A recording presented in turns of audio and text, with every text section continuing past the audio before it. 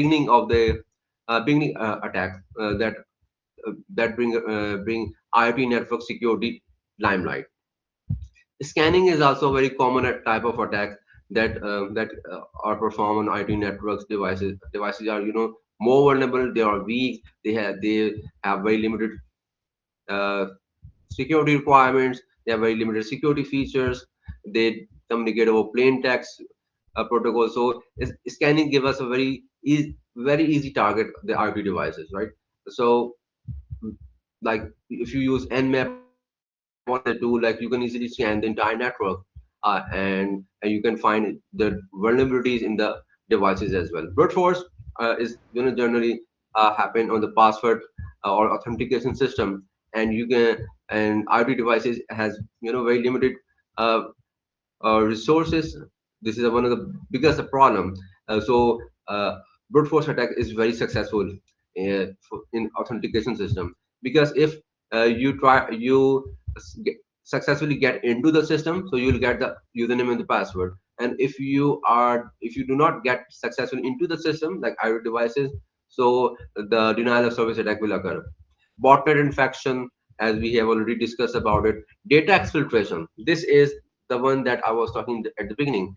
Like the IP cameras are almost everywhere. In every house we have, at every street, and almost at every building, every mall, every shopping center, hospitals, and all of those cameras are connected. And we don't know how secure they are, how secure the firmware is, how secure or uh, how security is implemented on the IP cameras itself, or the firewall, or any other device that is protecting it.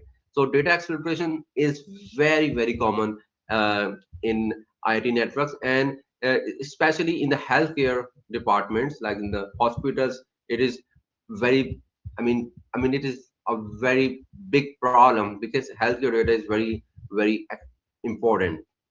Spoofing, denial of service against devices are again other two common type of attacks that we see on regular basis on IoT networks. So the next is why IoT attacks are hard to detect, as because the problem, some of the points I have already discussed, that they generally use weak com- uh, communication, weak security protocols. I mean, we can easily get into it. Devices generate repeated traffic. Sensors are sensing data periodically. They sense every 1 minute, every 5 seconds, the humidity, temperature, or some other environmental parameters. Uh, and the problem is that one other problem is they use proprietary communication protocols. They are those protocols which are not secured. They are not recommended by NIST or CIS benchmarks. They are not. I mean, they are not well up to the mark. So the vendors generally try to अगर ध्यान से देख लो, इसको मैं preview market of कर their देता हूँ यहाँ पे products, सबसे bring पहले, their नहीं products to तो the थोड़ा market as confusion soon as दिखाई दे रहा है। possible. तो So यहाँ पे in order आपको to सेकंड ऑप्शन cut दिखाई that देता है, cost मतलब down, थर्ड ऑप्शन they दिखाई देता use है यहाँ पे ऑडियो मिक्सर वाला। very यहाँ पे cheap आपको desktop hardware, and the firmware and the operating system is generally not very secure. So they can get easily compromised. So this is another threat to the IoT devices, and it's very difficult to detect IoT devices which are being compromised, because uh, even industries, even large industries, they don't have very specialized intrusion detection systems deployed for IoT network. They are connected to legacy network, and the traffic is routed to the legacy networks. I mean, wired or wireless network, and the traffic is there monitored. But what happens if the machine is, or the IoT device is already compromised? So we don't get much visibility which device is compromised if the traffic is routed to some other network, and the it is monitored over there. So now coming to the main part, which is my research area, that is the intrusion detection system, right? So intrusion detection system is a system that can detect any suspicious or unauthorized activity, right? So what is that? It is a software, it is a hardware, it is a hybrid. So it is basically a software, okay, that requires some hardware to operate. Obviously, it could be your computer, it could be your some sophisticated appliance from some vendors like some OEM like Cisco or Palo Alto or some other uh, organization. So it is a software that is a heart of that security solution that actually detects unauthorized activities. So here in this, let me uh, put it in the full screen mode. Yeah.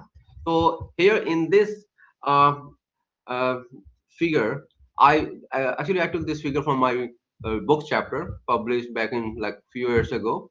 Uh, we try to basically classify intrusion detection system into different categories, right? So it could be signature based ideas, as you can see here. It could be anomaly based IDS. These are the two most commonly known IDS as of now. Like Snort, Suricata, these are the very famous signature based intrusion detection system. Bro, renamed to Zeek, and some other variants. They are anomaly based intrusion detection system. Apart from other like heuristic, rule based, statistical, these are very different approaches. They use different approaches, right?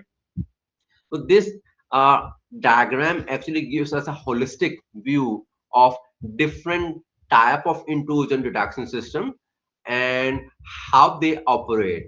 Um I mean, what detection methodology they use, how they analyze the attack, whether it's a real-time analysis or it's an online analysis or offline analysis, what detection approach they use, how they target it, whether it's a host-based intrusion detection system or it is a network-based intrusion detection system or it is an application based or wireless-based intrusion detection system. So we have a lot of variety in intrusion detection system, but for the purpose of simplicity, we can say that intrusion detection system have two main categories. One is a network-based IDS that monitors the network traffic, that looks for suspicious unauthorized activities in the network, and the second is the host-based intrusion detection system.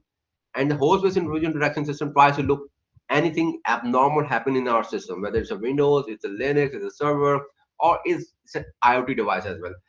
Unfortunately, we don't have a very sophisticated host-based IoT system present these days for IoT, but the research is obviously undergoing. And the two very famous or very commonly used detection approaches are, as I mentioned in the previous slide as well, is the signature-based detection and the anomaly-based detection. Signature-based detection works very similar to our antivirus system. They have a signatures, and if anything any files executed or any packet exchange, it actually try to detect the signature. If it find the signature within that packet, it will actually mark that packet as a malicious packet, and it will generate an alert. While the anomaly-based intrusion reaction system, it try to learn the behavior of the network, create a baseline, and over that baseline, it actually uh, try to detect abnormal traffic. So this is something which is, you can say, a beginning or genesis of the uh, AI. Like uh, with the help of anomaly-based intrusion detection system, we can detect unknown attacks as well.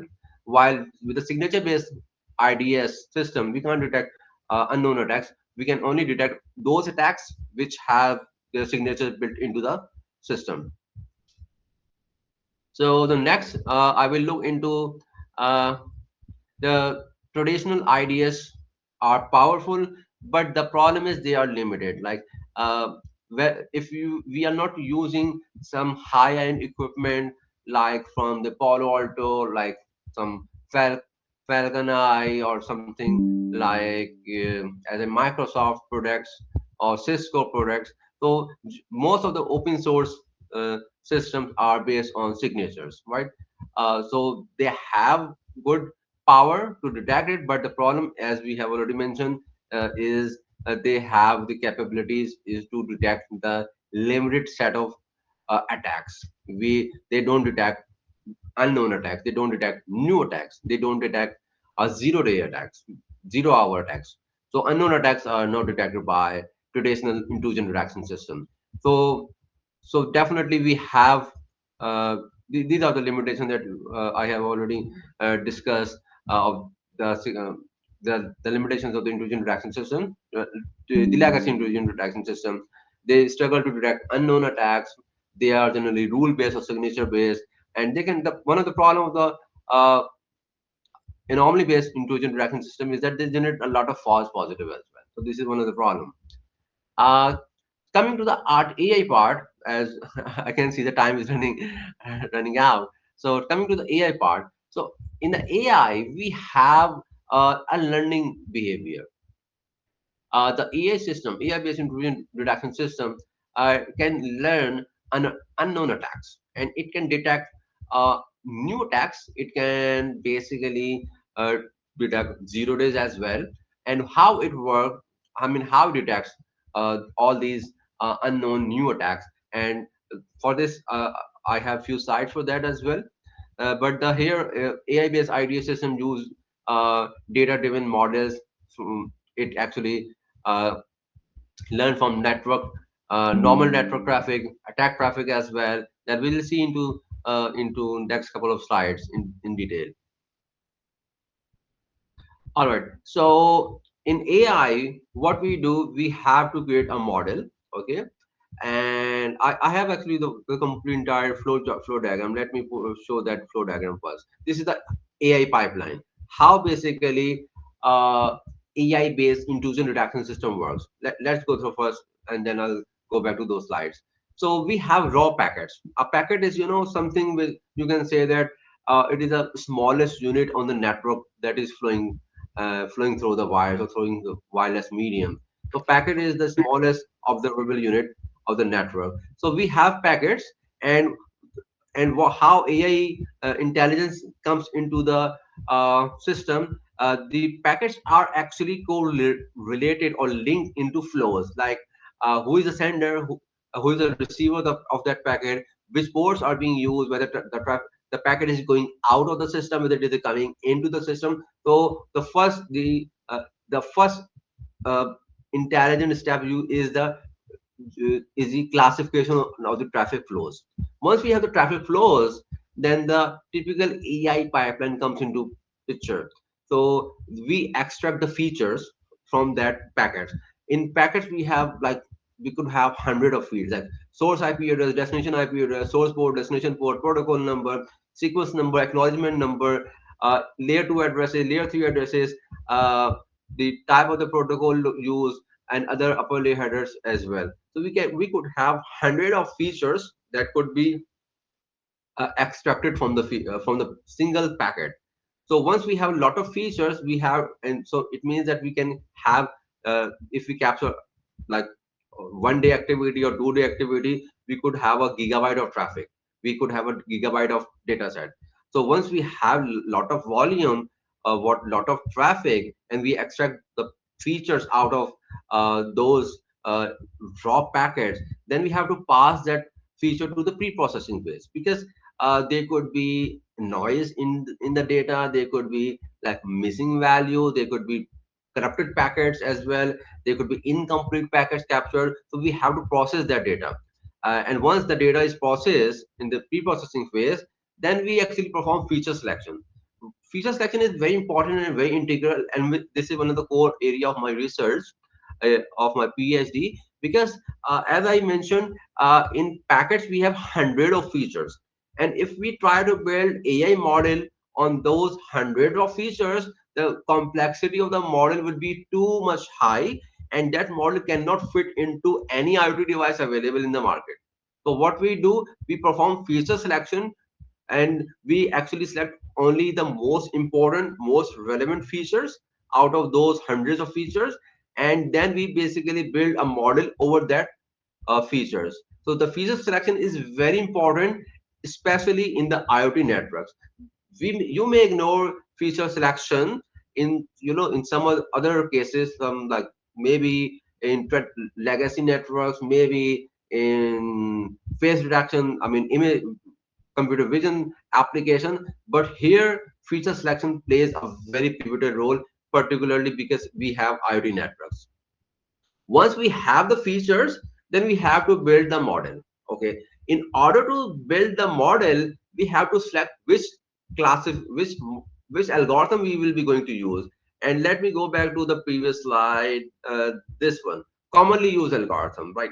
Here you can use like decision tree, you can use random forest, supervised machine learning, unsupervised machine learning, you can use reinforcement learning, deep learning. Right, the transformers models are also being used heavily in IoT network security. So once you perform all these pre-processing, feature selection, feature extraction, all these steps, then you have to decide which model, which algorithm you will use to build the model. And generally, uh, like if we have labeled data, then we go for the supervised learning approaches. And if we don't have labeled traffic, we just have traffic, raw traffic, which is converted into the data set, then we go for unsupervised uh, approaches to detect algorithm to detect the intrusions. So this model, once the algorithm is selected, then we actually build the model. We actually train the model out of the data set. And once the data set has been completely trained, I mean the model is being created, then we obviously perform the testing on the unknown data. Right. So obviously testing is done. There are many rules like uh, uh, k-fold classification, 80-20 split, 70-30 split. It depends upon what type of splitting criteria you are going to use in order to mm, perform model training and testing. So once our model is ready and it is trained properly, then we can actually perform the attack detection part. Okay, now before going on to the next thing, which I have also covered, like we could use supervised learning, unsupervised reinforcement, deep learning, and transformers learning, transformer model as well. I would give like traditional problems. I would give a glimpse of this slide because this is very important slide, because it shows why our traditional ideas lack in, and how AI come into the picture. So the problem is most of the problems has been resolved by AI-based systems, AI-based detection model. And the the beauty of AI-based detection model is their adaptability is very high. You don't need to fine tune the intrusion detection system on a daily basis. It has very strong, high potential possibility to detect intrusions. Okay, so the next part that I would like to cover is uh, data sets. Because being as a researcher, we need data sets. We have different approaches. We can build something on the live data, but obviously uh, it's difficult to basically, no one is actually allowed, no one will allow us to basically deploy a device on their network, and that device which is in the testing phase um, detect or monitor the traffic, right? So we need data set, so that we can actually uh, check the validity of our algorithm, or validity of our model on some test data. So in the research arena, we have different well-known published data sets in well-known avenues. Uh, it's all started back in 2018 actually. Before that, we don't have a specialized data set for IoT networks. We generally use KDD Cup 99 data set, or UNSW NB15 data set. And I have seen many hundred of research papers where researchers claim that they are testing their algorithms in IoT networks, but unfortunately they are using legacy network traffic, which is a biggest weakness of their research. But after 2017, when Mirai botnet was came to limelight, researchers start building specialized data set for IoT networks. Starting from 2018, we have NBA IoT data set, which normally contain, you can see on the screen, botnet traffic of Mirai botnet. Then we have a bot IoT data set. It contains a lot of different variety of attack patterns. It has DDoS traffic, it has DOS traffic, it has scanning, service scanning, key logging. I work in on ton IoT data set. It was published in 2020, quite 5 years now. But the beauty of this data set, it has variety of uh, hardware devices from where they generated uh, IoT traffic. They connected different type of IoT sensors, IoT devices. They also included uh, Windows servers. They also included Linux machines. They also included network traffic as well, and they combined them and generated a comprehensive data set that include all the variety of uh, uh, traffic. And the important thing is that at that time when I started working on that, it has the highest number of attacks present in that data set. Like you can see, it includes scanning attacks, DOS attacks, DDoS attacks, password injection, cross-site scripting, ransomware, backdoor, man-in-the-middle attack. So this data set is quite rich. But recently, as researchers are continuously working uh, in this area, so we have more new data sets available in the market. But whenever, if, I mean, maybe it's a suggestion for you guys. Like whenever you will be working on the selection of the data set, there are different parameters that you have to look into that. The data set should be new, recent, but it is a well-known established data set. I mean, it should you can say that it is a de facto benchmark data set in that category. Whether it's a IoT traffic, whether it's a legacy network, or it's a computer vision data set, whatever whatever area, whatever domain you are working on, and applying AI, artificial intelligence, machine learning, deep learning, or what type of learning, any type of learning. So whenever you select it, you should consider these three parameters into your first consideration. Okay. The next, I yeah, there are a few more slides on only. So how do we know that our creative model is good? Right, this is a very common question students ask me. Okay, sir, we have created a model now. We have training. We have performed the training. Sir, is accuracy enough for us, or do we go for the precision as well, or sir, just false positive rate detection or false positive detection is fine? No, there is not a silver bullet. We may have to include all these 4 or 5 parameters into our study, or we may exclude a few. It depends upon the use, and it depends upon the application where you are applying that algorithm and what type of problem you are focusing on. Maybe for ideas case, false positive rate uh, is not very important, but for like computer detection or the cancer detection or the medical imaging, false positive rate could be a very important. So there is no silver bullet, as I mentioned. Accuracy, precision, recall, F1 score, confusion matrix obviously give us the holistic picture of the performance of the AI model.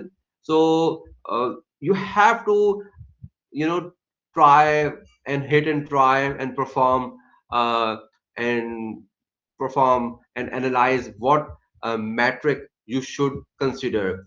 But these are the 5 6 commonly used metrics which are generally studied in every research paper, every good research paper. By the way, unfortunately, I have seen such research papers as well, where researchers only include accuracy and the false positive rate. In my view, I would say that the confusion matrix should be present in every type of AI study. Okay, the next part is how AI-based ideas can be deployed in the IoT network. This is very important because uh, in IoT we have very limited resources. So we have only few options left where we should deploy our model, where we should deploy our system, which is AI enabled. Because AI based system requires computational power, more computational power than a signature based system. So there are many areas. I just focus on three areas over here. Edge-based devices. I mean the end devices or the intermediate routers, which have like a Raspberry Pi router or a small sophisticated router that could run a model. The other approach is cloud-based detection, where you can run your model on the cloud. It is good because cloud has more power, but the problem is that it will introduce latency as well. So every analysis will be done at the cloud, and then the response come back. So it will add delays to the network. It will add delays to the traffic that is flowing to the network. A hybrid approach could be used, where we can have some components, some sensors deployed on the premises, on the IoT devices, or on the intermediate routers, and some of the components, some of the logic, some of the functionality is deployed on the cloud. So it depends upon the situation. Like if you have a very large network, then hybrid approach can be useful. But if you have a smaller network, then the edge-based IDS approach could be useful. So it is not again, it is not a one size fits all. So you have to see uh, what are the characteristics of your IoT network where you are going to deploy your model. And lastly, I would like to talk about the future of AI in IoT security. Everyone is talking about autonomous systems, AI agent. So these are the few future directions where you can work on IoT security area, like real-time edge IoT, AI, which is again overlooked at the moment because of the limited resources of the edge devices. Federated learning is very, it's not a new concept, but it has started heavily being used in the IoT security as well. Explainable AI, and this is very important for the SOC team. Like if AI system has detected some attack, so why? I mean, how it has detected it? What are the features? What are the characteristics it found in the packets, in the traffic flows? On the basis of that, the system has detected an attack. Agentic AI for automated investigation. This is also a very very good research direction for future, where agents can be used for automated investigation if a breach has occurred. Self-healing network is somehow is related to uh, security and the network health as well. So where if a breach has occurred, so the system should able to uh, stop that breach and start recovering from the problem, or if the data has been leaked, or a device has gone going down, or it was a DOS attack. And the learning from for the new threats is obviously is very important for AI based system, because AI based system requires continuous traffic. If we don't provide new data, we don't the performance of the model will be deteriorated over time. And from my side, thank you very much, and uh, feel free to ask any question on that. Thank you very much, Dr. Anjum, for sharing this much knowledge with all our participants. Now, before we conclude the session, we would now like to open the floor for any questions or queries for the audience. If anyone would like to ask something related to AI, cybersecurity, IoT security, intrusion detection systems, or today's session, please feel free to unmute yourself or drop your question in the chat. Over to you guys. Yes. Assalamu alaikum, sir. My name is Mirza Hasib Beg and I hail from Peshawar. All right, welcome. Walaikum salam. Thank you sir. Sir एक छोटा सा पेट question मेरे जहन में बहुत अरसे से है. Well I was trying to set my road map for my career and specially in security and stuff. तो आई केम टू नो कि स्पेशली जब नेटवर्क से सिक्योरिटी की बात होती है तो आपका करियर स्पैन बहुत ज़्यादा लंबा होता है, या फिर ऑन द अदर हैंड या इन द अदर वर्ड्स आपके पास जो करियर जंप्स होते हैं वो बहुत 3-4 साल के बाद आते हैं. अगर आप उसमें क्विक मूव करते हो तो उसमें थोड़े से चैलेंजेस ज़्यादा हो जाते हैं.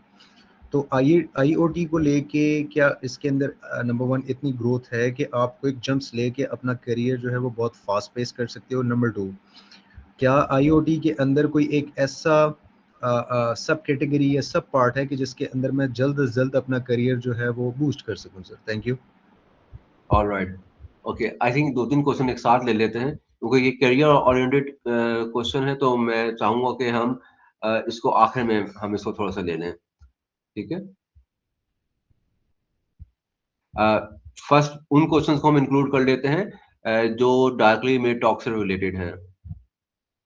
अगर कोई और क्वेश्चन नहीं है तो फिर मैं हसीब साहब का सवाल का जवाब दे देता हूँ. जी, अस्सलाम वालेकुम डॉक्टर साहब. वालेकुम अस्सलाम. I'm P. Ramaz from KPIT board. First of all, thank you so much. The talk was really good. Really enjoyed what you said, and it was quite informative. Thank you. I have a question: whether what features and what's the criteria of selecting these features from certain data sets? Based on what criteria do we decide that these features are important, and we'll train our model on those specific ones? All right. अच्छा, देखें sir, बात यह है कि अगर आप इन data sets को देखें, जैसे मैंने स्लाइड में शो किए थे, ToN IoT data set, NBaIoT data set, CIC के डेटा सेट्स अवेलेबल हैं, कैनेडियन रिसर्च इंस्टीट्यूट जो है. तो सर बेसिकली हमें most of the time PCAP file के साथ साथ यानी रॉ पैकेट्स के साथ साथ वो हमें फीचर एक्सट्रैक्ट करके देते हैं. अच्छा, अभी जो फीचर एक्सट्रैक्शन है, जिसको हम नॉट फीचर एक्सट्रैक्ट करते हैं, फीचर इंजीनियरिंग जो है, अभी फीचर इंजीनियरिंग वो हमें करके देते हैं. अभी जो फीचर इंजीनियरिंग है ना, वो खुद एक बहुत बड़ा एआई का डोमेन है, जिसके अंदर खुद हम रिसर्च करते हैं कि कौन से फीचर हमें निकालने चाहिए. अच्छा देखिए, जब हम पैकेट को एनालाइज करते हैं, अगर आपने जैसे कि आई बिलीव आपका नेटवर्क का तो यहाँ पे अब थोड़ा आप लोगों का एक्सपीरियंस होगा, डिस्प्ले कैप्चर तो आपने करना पैकेट्स के सीख लिया कि अंदर आप लोगों को अपना डिस्प्ले हमें कैसे यहाँ पे 70-80 कैप्चर फीचर्स, करना तो है, अगर या आप फिर कोई उसके पर्टिकुलर पेलोड को विंडो कैप्चर करना है तो वो हेडर्स आपको को कैसे एनालाइज करना करें है. बट यहाँ फ्रॉम पे लेयर टू ऑडियो का भी मैं आपको सेटिंग एप्लीकेशन बता. लेयर, तो उन हेडर्स के अंदर हमें फीचर मिल जाते हैं. तो हम इनिशियल स्टेप के अंदर, फर्स्ट स्टेप के अंदर उन फीचर्स को यूज करते हैं, ठीक है, और उसको यूज करके फिर हम मॉडल को बिल्ड करने की कोशिश. 80 to 90% फीचर्स आपको ऑलरेडी मिल जाएंगे. अगर हमारे पास अगर लेगेसी डेटा सेट्स को उठाएं और आईओटी डेटा सेट्स को उठाएं, उन तमाम के फीचर्स को मर्ज कर दें, तो हमें एक कॉम्प्रिहेंसिव वेक्टर मिल जाएगा जो हम यूज कर सकते हैं अपने डेटा सेट के ऊपर, ठीक है. यानी हम, if we have the data set, then we can basically apply extra 400-500 features and then we can perform feature selection, ठीक है. तो लेकिन फीचर इंजीनियरिंग इज इटसेल्फ पूरी एक साइंस है. और जो मैंने डेटा सेट यूज किया, जैसे पीएचडी के अंदर टॉन आईओटी का डेटा सेट, इसके अंदर हमने 30 न्यू फीचर्स को इंजीनियर किया. जो पब्लिशर है UNSW, university of New South Wales, उनके डेटा सेट में कोई 60-70 फीचर्स है, if I am not wrong, 50 के अराउंड फीचर्स है. वी क्रिएटेड 30 न्यू फीचर्स, और वो 30 न्यू फीचर्स इसी तरह किए हमने. अगमेंटेशन किया, कुछ न्यू फीचर्स हमने प्रीवियस डेटा सेट से देखे कि भाई प्रीवियस डेटा सेट के अंदर ये फीचर मौजूद है, this feature can be useful, तो हमने उसको भी एक्सट्रैक्ट कर लिया. I hope that answer to your question. Assalamu alaikum sir, I have a question related to anomaly based ideas. Sir जैसे कि हम जानते हैं कि ये ज़ीरो डे अटैक को डिटेक्ट करने के लिए बेहतरीन है, but sir dynamic industry environment में इसका सबसे बड़ा मसला हाई रेट ऑफ पॉजिटिव्स है. तो सर रियल वर्ल्ड सिनेरियो में आप इन मॉडल्स को कैसे ऑप्टिमाइज करते हैं ताकि लिस्टिमेट नेटवर्क बिहेवियर को गलती से थ्रेड ना समझा जाए, क्योंकि अगर हर वक्त गलत अलर्ट आते रहें तो सिक्योरिटी टीम्स को अलर्ट फटीग हो जाती है ना, और वो रियल थ्रेट्स को भी मिस कर सकते हैं. इसके अंदर ये होता है कि हम पहले नेटवर्क की जो ना वो बेसलाइन डिफाइन करते हैं, ठीक है. हम सबसे पहले एज्यूम ये करते हैं कि हमारे नेटवर्क के अंदर जो बेसिक टूल्स मौजूद है एंटीवायरस वगैरह के, या मेलवेयर प्रोटेक्शन वो ऑलरेडी इंस्टॉल्ड है, तो हम अपने मॉडल जो नेटवर्क के अंदर जैसे ज़ीक है या ब्रो की बात करें, हम उसको लगाकर छोड़ देते हैं। वो over a period of time, ठीक है, वो पीरियड आपको डिफाइन करते हैं, वो 1 डे भी हो सकता है, वो 1 आवर भी हो सकता है, या 1 मंथ भी हो सकता है। उस पीरियड में वो नेटवर्क के ऊपर जितना भी ट्रैफिक एक्सचेंज होता है, उसकी समझ लीजिए प्रोफाइलिंग करते हैं। और जब वो प्रोफाइल बिल्ड कर लेते हैं, ठीक है, तो वो हम प्रोफाइल जनरली फिर कोशिश ये करते हैं कि जो नेटवर्क का जो एक्सपर्ट बंदा है उस नेटवर्क का, हम वो प्रोफाइल रिव्यू कराते हैं उस उन एक्सपर्ट से, जो नेटवर्क इंजीनियर्स हैं और जो सिक्योरिटी के जो इंजीनियर्स हैं, और वो देखते हैं, जैसे कि for example let's say that कि एक डेटाबेस सर्वर है आपके पास ओरेकल का, वो रात के 3 बजे वहां से कोई large amount of data transfer होना शुरू हो गया, generally which is not the case, ठीक है। तो आप यहाँ से प्रोफाइल से कुछ आप इंडिकेटर्स निकालते हैं, ठीक है, और वो मैच करने की कोशिश करते हैं। तो आप अगर वो इंडिकेटर मिल जाते तो आप देख लेते हैं भाई it is already something which is not a normal traffic. But अगर आपको ऐसे इंडिकेटर्स नहीं मिलते हैं, ठीक है, तो फिर आप ये एज्यूम कर लेते हैं कि yes this is something which is a clean profile which is build by the anomaly based intrusion detection system, और फिर वहां से फिर आप उस इंजन को एक्टिवेट कर देते हैं जो एनोमली को पकड़ना शुरू कर देता है। But yes, the false positive rate is one of the problem of the anomaly based intrusion detection system, and that's why we have, other options of AI and the statistical initially तो room available है jobs के point of view से भी। आपकी बात जो network के point of view से है वो वैलिड है कि नेटवर्क सिक्योरिटी के अंदर जो आपकी ग्रोथ है एज कम्पेयर टू अगर आप दूसरे सेक्टर की बात करें एप्लीकेशन सिक्योरिटी, उसमें थोड़ी सी कम है, क्योंकि एप्लीकेशन सिक्योरिटी के अंदर we have lot of application, right. और एप्लीकेशन जो डेवलप हुई हुई होती है वो लाइक हमारे जैसे डेवलपर्स ने की हुई होती हैं। I'm not talking about the system level application like operating system or the firmware or like the device drivers, ठीक है। तो माइक्रोसॉफ्ट की प्रोडक्ट या लिनक्स के प्रोडक्ट की बात नहीं कर रहा, लेकिन जो हमारे पास जो इन्वेंट्री मैनेजमेंट सिस्टम है या डेटाबेस मैनेजमेंट सिस्टम है, ये एप्लीकेशन हम या जैसे लोगों ने बनाई हुई है, तो इसके अंदर बग्स को फाइंड करना रिलेटिवली इजी होता है। तो यहाँ पे आपके ग्रोथ के जो चांसेस है वो ज्यादा होते हैं एज कम्पेयर टू नेटवर्क के पॉइंट। लेकिन आईओटी जो है वो आ चुका है, ठीक है। When I started working on the research on the IoT, तो उस वक्त आईओटी स्टिल जो है ना, अब इट सॉर्ट ऑफ बज़वर्ड लगता था, लेकिन अब आईओटी नेटवर्क जो है ना काफी कॉमनली यूज हो रहा है। मेरे ख्याल में बहुत सारे कैमरास लगे हुए हैं, ठीक है, गलियों में आप चले जाएं कैमरास लगे हुए हैं। एंड हेल्थ केयर तो आपको पता है हॉस्पिटल्स में तो heavily IoT device based devices use हो रही हैं। तो इसके अंदर स्पेस रूम अवेलेबल है। अब सवाल ये वही है कि टेक्नोलॉजी का जो जो एडॉप्शन है, ठीक है, वो होना तो शुरू हो गया, लेकिन हमारे यहाँ उसकी सिक्योरिटी के जो एस्पेक्ट्स है जनरली उसको शुरू में इग्नोर किया जाता है, और जब कोई बड़ा ब्रीच हो जाता है तो तब जो है वो उसकी सिक्योरिटी के ऊपर फोकस किया जाता है अनफॉर्चुनेटली। तो this is a problem, but still the room is available. Pakistan में अगर कम भी है तो इंटरनेशनल मार्केट में आईओटी नेटवर्क के ऊपर काफी ज्यादा जॉब मार्केट अवेलेबल है। Next question, we have only 2 minutes, I think meeting will automatically and.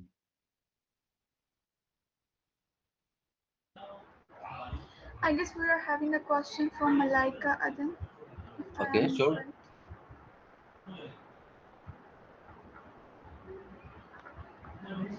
Anyone in the audience do have any question, please let ask.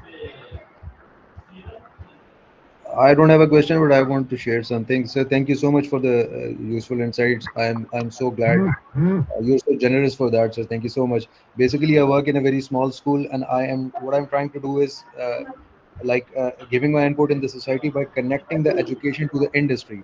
So हमारे जो छोटे बच्चे हैं उनको भी मेरी ये कोशिश है किसी तरह इंडस्ट्री से कनेक्ट करूं कि वो एओ लेवल्स करने तक उनके पास हाथ में कोई स्पेसिफिक स्किल्स हों किसी चीज़ के. So that was my question for, and sir, it really helped me. So thank you so much. Welcome. All right. Thank All you. right. Yes, thank Yes. you very much, Dr. Anjum Nazir, for such an insightful session. And I would sincerely thankful as a host personally that all the data set thing and all the intelligent detection system was really amazing. And special thanks to all the participants for joining, engaging, and being a part of such a good session. We hope this discussion helps you gain deeper understanding of emerging trends in AI and cybersecurity. Once again, thank you, Dr. Anjum Nazir, for sharing your valuable knowledge and practical experience with us. It was truly an inspiring learning opportunity Thank you for for having me. everyone, including myself. Thank you Thank very you for much. having me. Thank you Thank you all. very much.